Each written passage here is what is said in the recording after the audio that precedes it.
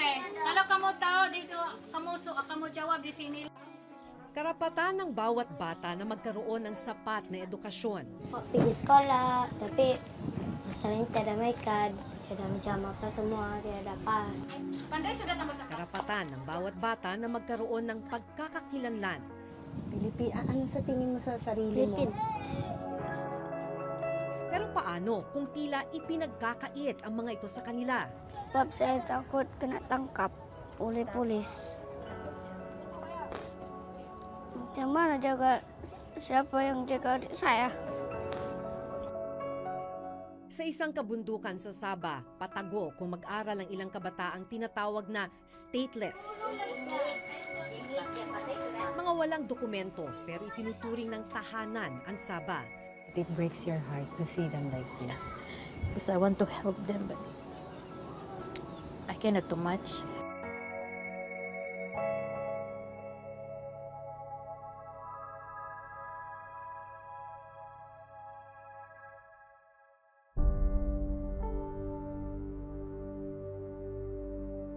Doon actually tayo galing, kung saan daming tindahan, daming kainan.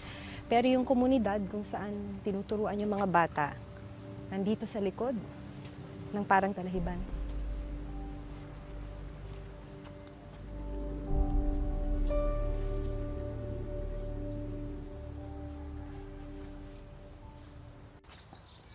Doon.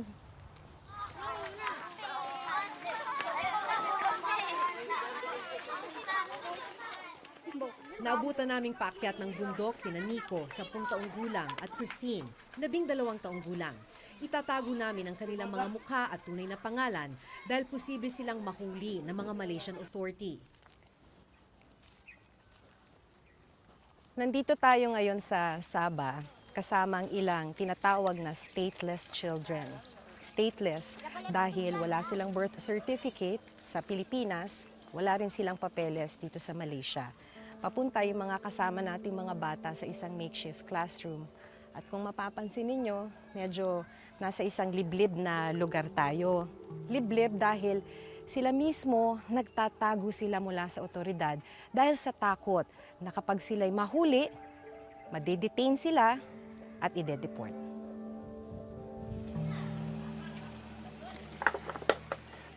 Ang batang si Nico dito na sa Sabah isinilang ng kanyang mga Pilipinong magulang na wala ring mga papeles. Ganito rin ang sitwasyon ni Christine at ang kasama nilang mahigit 20 bata. Mahaba-haba pa ang kanilang lalakarin. Nasa tuktok kasi ng bundok ang kanilang gawa-gawa o makeshift na silid-aralan.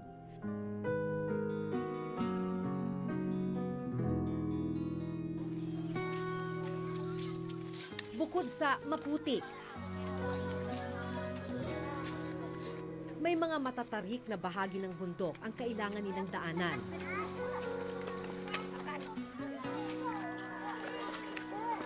Pero tila sanay na sina Nico at Christine. Bakit gusto mong nagpupunta dito pagka may nagtuturo? Sebab saya mau pandai, mau jadi cita-cita lawyer, mau keluar negeri. Bakit gusto mong maging lawyer? I want to help my parents. You want to help your parents. Yes. I want to work. You want to work. You want to earn money. Yes. Dahil dito na sila sa Sabah, hindi marunong magsalita ng wikang Filipino ang mga bata. Ang alam nila, wikang Bahasa Melayu. Pag nagpasok ka ng eskwela, ano yung gusto mo? Ano yung pangarap mo? Ano yung gusto mong maabot? Mau jadi cikgu. Sebab bikin pintar budak-budak. Naniniwala kang maaabot mo pa yon na magiging teacher ka? Iya. Aku mau balik kampung di Filipina.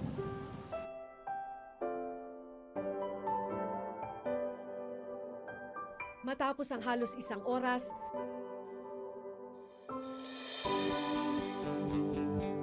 naabot na namin ang tuktok ng bundok.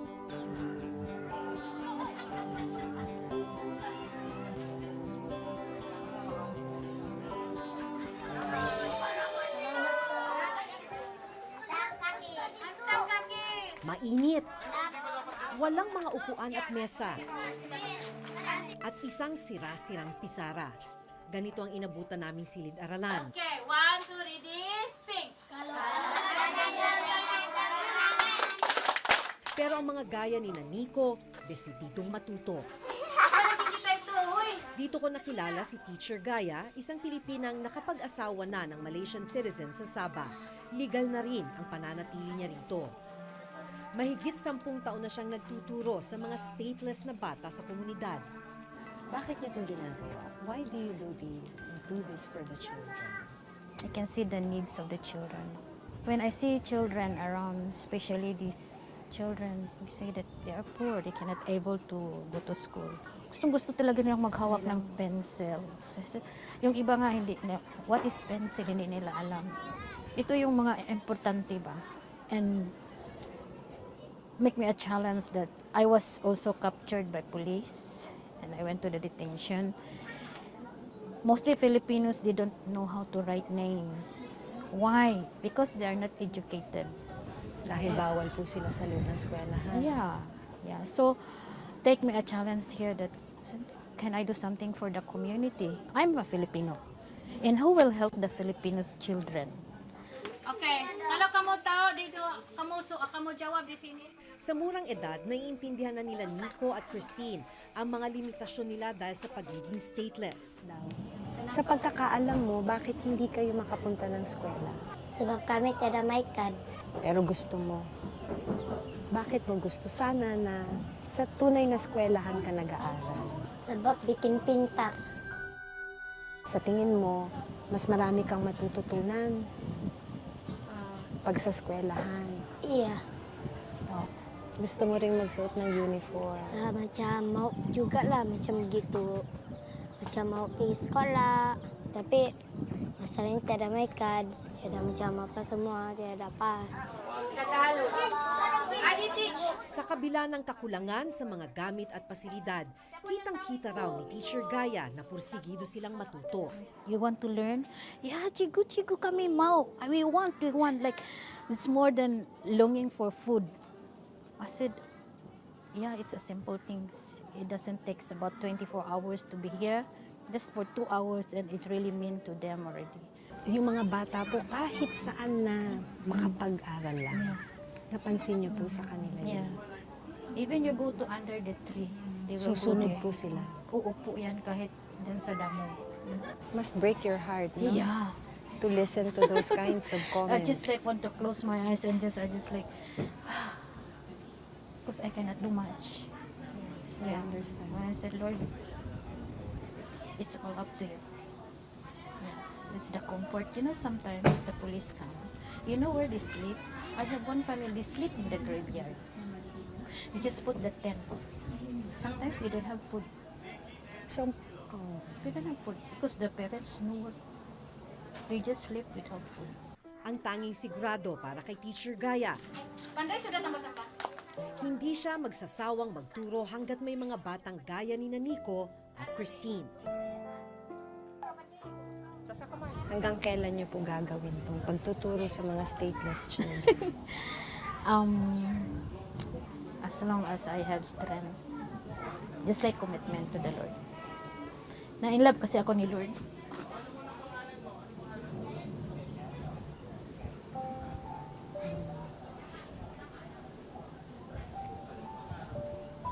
But it breaks your heart to see them like this.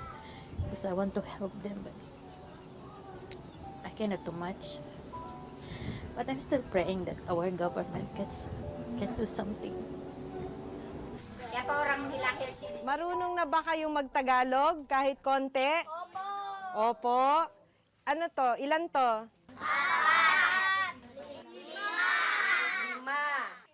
5. Ano pa yung mga gusto mo kasing matutunan?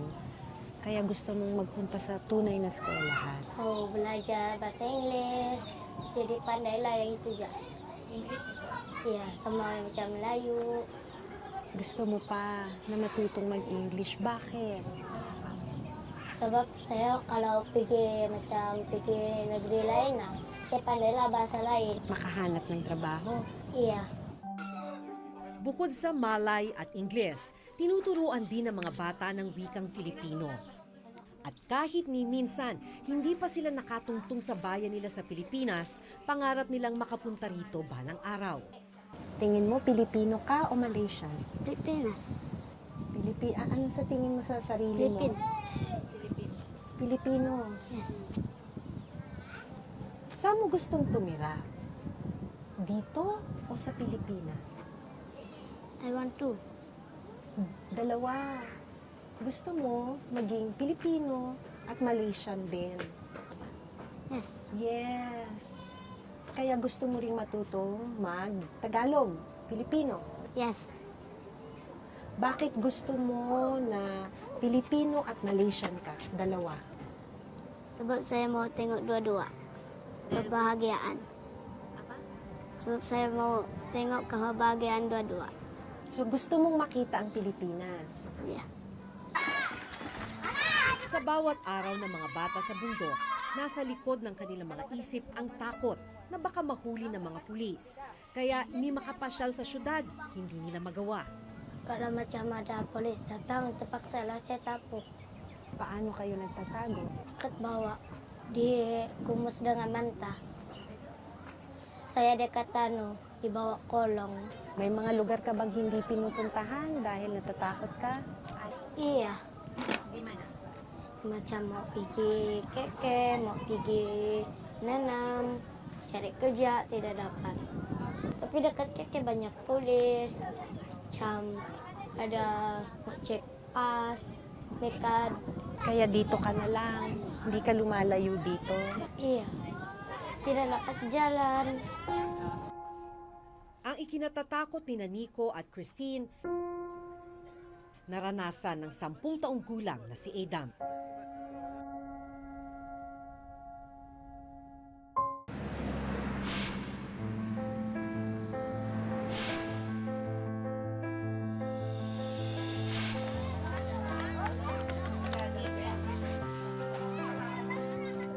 Matapos ang 2 oras na klase, bababa na ng bundok ang mga bata.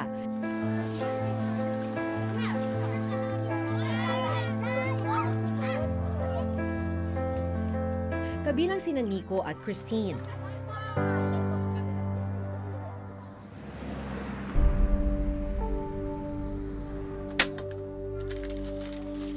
Nagtatrabaho sa isang construction site ang mga magulang ni Nico.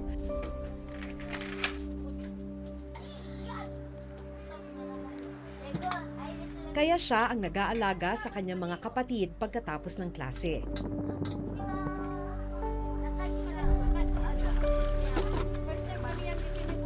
Siya rin ang abala sa mga gawaing bahay.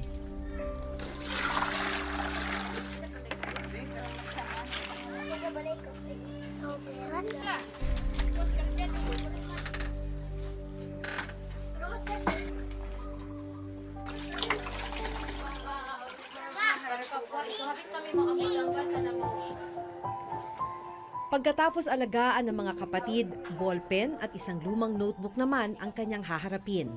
Para kay Nico, hindi natatapos sa kanilang silid ang kagustuhang matuto. Saya suka sekolah. Saya mau kerja lawyer, mau tolong ibu bapak. Dahil stateless o walang nasyonalidad, laging nangangamba si Nico na mahuli ng mga pulis at makulong. Naging kalakaran daw kasi sa Sabah na i-detain ang sinumang walang papeles sa Sabah, bata man o matanda, bago sila ibalik sa Pilipinas. Kung tutuusin, labag ito sa UN Convention on the Rights of the Child kung saan nakalagda ang Malaysia. Undocumented kung ituring sila ng Malaysian government. Malungkot na katotohanan kahit na itinuring na nilang tahanan ng Sabah. Saya mau macam orang lain, boleh keluar, tidak ada ketakutan. Saya tidak pas macam orang lain, sebab saya mau jadi macam orang lain. Hiling ni Nico mabigyan silang mga bata ng dokumento o kung tawagin nila ay pass para makapanatili rito sa Sabah ng legal.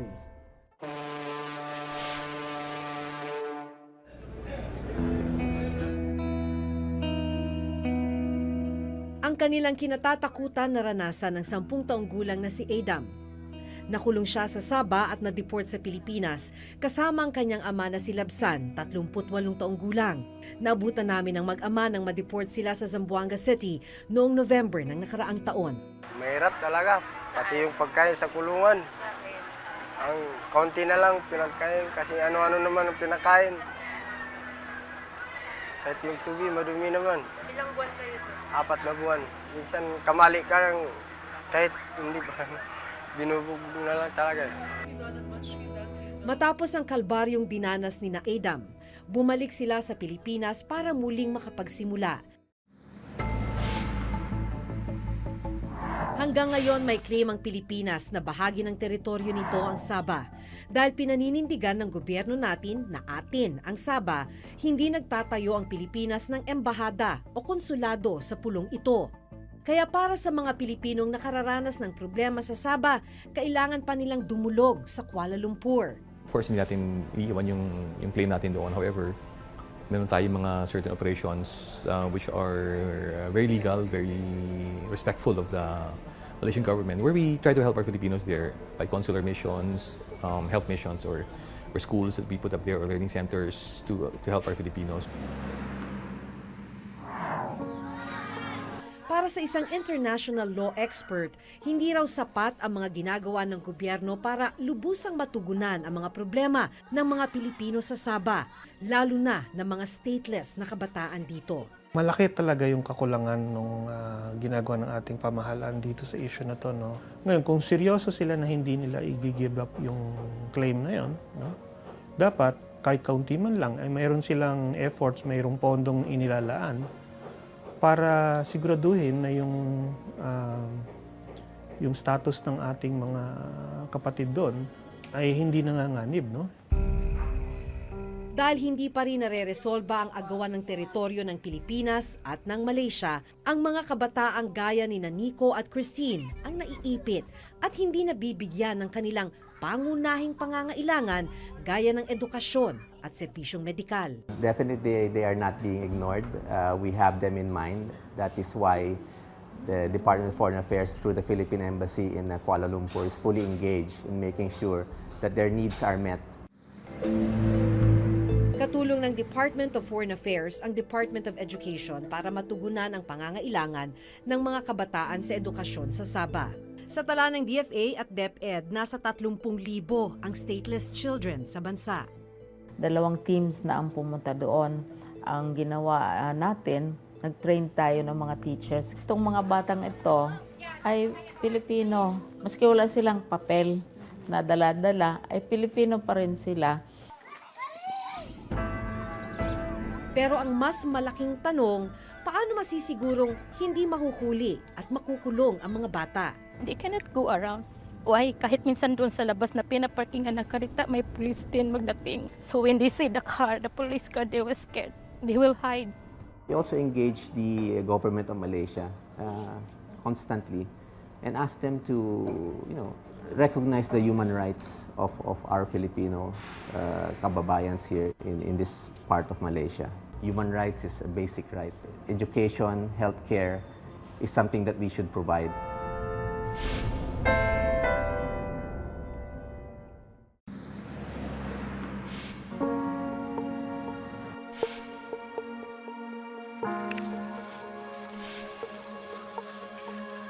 Habang hindi pa nare-resolba ang issue sa claim ng Pilipinas sa Sabah,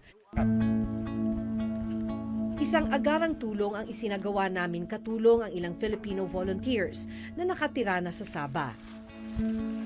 Ilang kababayan natin ang nagbigay ng mga bagong gamit sa eskwela at mga upuan para sa mga bata.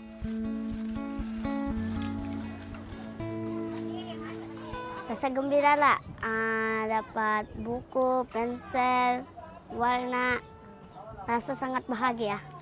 Saya rasa itu buku dapat baikkan harapan saya dan juga harapan kami. Kung tutuusin, paunang Lunas pa lamang ang tulong na ito sa mas malalim na problemang kinakaharap ni Nico at Christine.